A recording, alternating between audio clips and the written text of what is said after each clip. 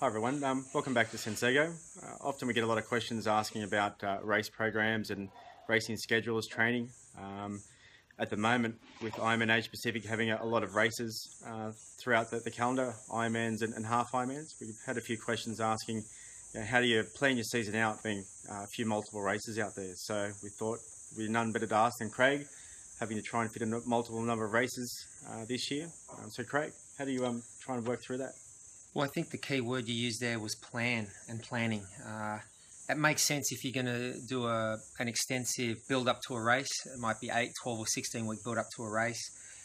And you work hard to get those gains in fitness to use it more than once within a season. So I think the key thing is planning something in advance. For me personally, if I was looking at trying to fit in more than one Ironman race in a particular season, I would probably bookend them. So I'd do one at the start of the season and then one towards the end. So obviously the focus in the middle would be on recovering properly from the first race, and then maybe tapping into a little speed work and working in training different energy systems, some shorter races, and then building up to the second one. But even with the 70.3 races, I think it's totally doable to do more than one in a season, and it makes sense to do that. And you would choose your schedule for a lot of reasons. The timing, based around your work commitments, your family commitments. Looking at the calendar and seeing races that work in well with your travel, work, family commitments and schedule, and also destinations that you might want to go to. So I think it's important to plan in advance. Once again, the key is, once you do that first race, is to focus a little on recovery, making sure that your body's fully recovered before you get on the start line again. And that varies from person to person. That's a very individual thing. And with experience, you learn the difference between, a normal fatigue from a training load and the deep fatigue that you get from racing, either 70.3s or Ironman. So, and the other side of the coin too is, though, you don't have to be, I guess, as planned, if you will. You could decide you want to do a race. That's your focus. You build up, you do your training, and you do that race.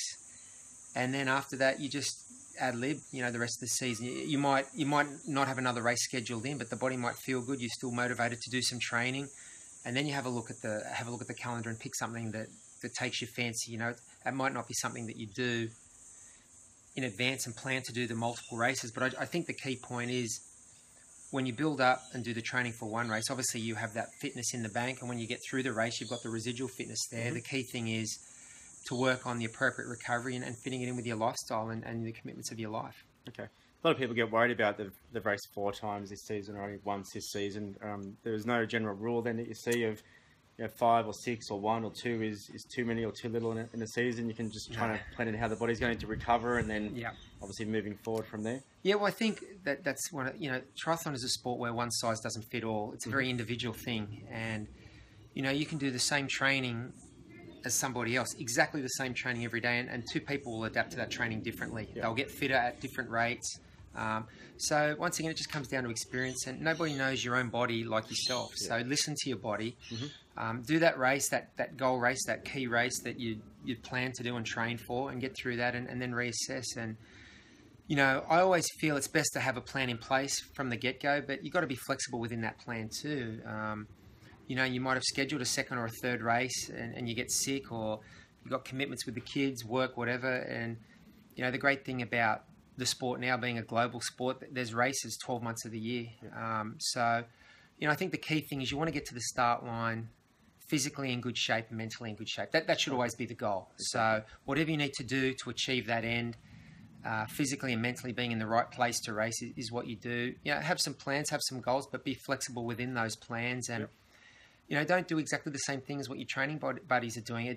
You need to take accountability and control for your own body and your own race schedule. And it is always good to have training. I'm a huge advocate of training in groups and having training buddies, and it's more social and fun to travel away with people. But ultimately, the reason you perform at any level, whether you're a first timer or trying to win a world championship, is to do the best that you can do, and you've got to give yourself every chance to do that. Alrighty, sounds good. So basically what you're saying is there's no set number you have to do, just really plan out your season, making sure you're giving yourself enough recovery in between your races. Absolutely. That you're not going to put yourself in a hole, which is going to be injury or something like that will occur from obviously pushing the point too hard.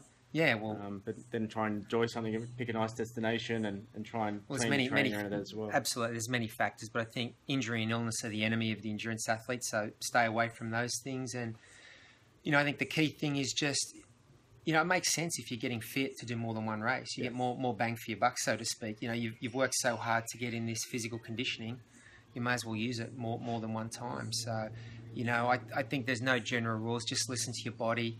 Do the right things after that race to aid your recovery, and then play it by ear from there. Perfect. Well, there you have it, guys. Hopefully that answers some of your questions out there with trying to fit in multiple races within a season.